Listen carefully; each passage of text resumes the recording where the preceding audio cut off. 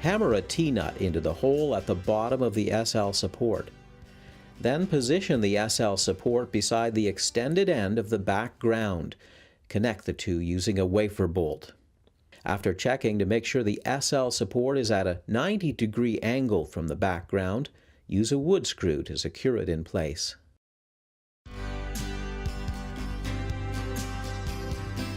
Position the slide RT flange and the slide LT flange so that they connect together. Attach them with 3 pan bolts on one side and 1 on the other. It's important the pan bolts are always inserted on the side with the round recessed area and the lock nuts on the hexagonal side. Now fit 2 slide elbows together. They connect with 8 pan bolts. When you're done, assemble 3 more elbow sections.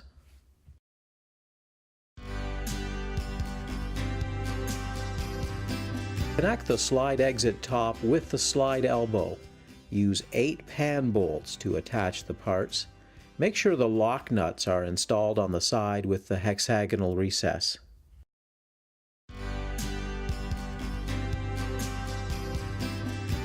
With some assistance, move the flange assembly into place at the opening in the crow's nest area of the playset. Make sure the edges on all 4 sides fit into the opening and the bottom of the slide is flush with the deck. Inside, pre-drill 4 holes at least an inch deep along the bottom. Then fasten the flange assembly in place using 4 pan screws with screw bezels along the top and bottom. Use 5 pan screws to attach each side.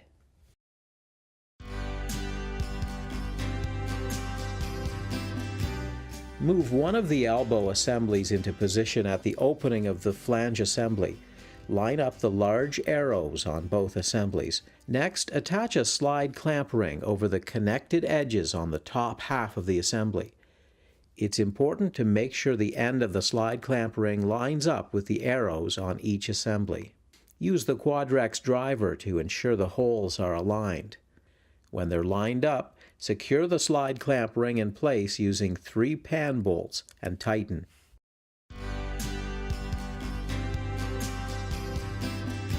Position a slide clamp ring at the bottom where the flange and elbow assemblies are connected. Once again, it should fit over the connected edges. Next, connect the 2 slide clamp rings to each other with a pan bolt on each end.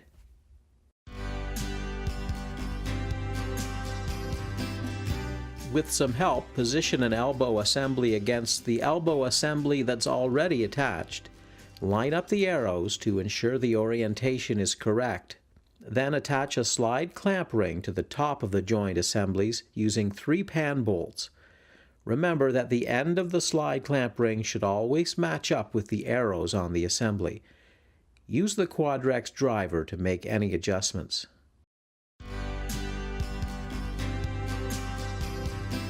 Attach a second slide clamp ring, this time to the bottom of the joint assemblies. When the arrows are aligned, secure the slide clamp ring in place with 3 pan bolts. Then use 2 more pan bolts to connect the 2 slide clamp rings together. Double check to make sure all of the arrows and seams line up, then tighten all of the bolts.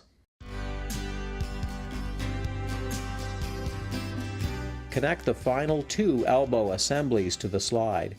When you're done, locate and remove the pan bolt nearest the fort on the clamp ring connecting the 3rd and 4th elbow assemblies. Loosely attach the slide support using a pan bolt.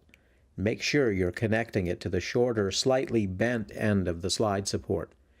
Now position the other flat end of the slide support against the SL half panel. Attach it in place with a pan screw.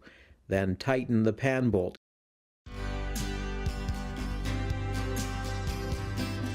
Insert T-nuts into one side of the SL support. Then place the post mount in the correct position on top and fasten it loosely with 2 pan bolts. On the slide assembly, remove the pan bolt and lock nut near the top of the SL support. Slide the post mount into its place around the edge of the slide clamp ring and secure it with the correct hardware.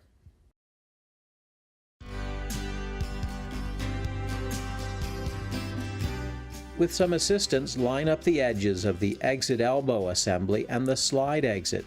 Connect the two by inserting the flanged edge of the exit elbow assembly into the slots on the slide exit. Rotate the slide exit until the holes are aligned. Then connect it to the exit elbow assembly with 5 pan bolts and tighten.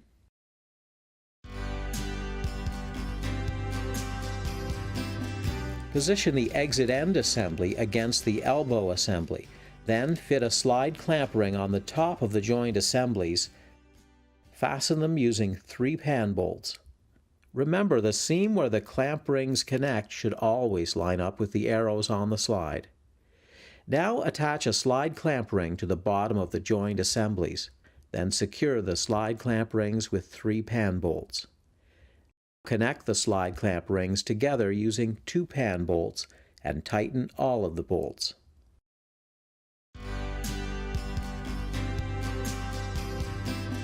Drive a rebar ground stake 13 inches into the ground near the base of the SL support. Be careful not to damage or break the washer while you're hammering. When the stake is in, attach it to the SL support with a pan screw. Then check the ground stake carefully, and if necessary, file down any sharp edges or touch up with outdoor paint.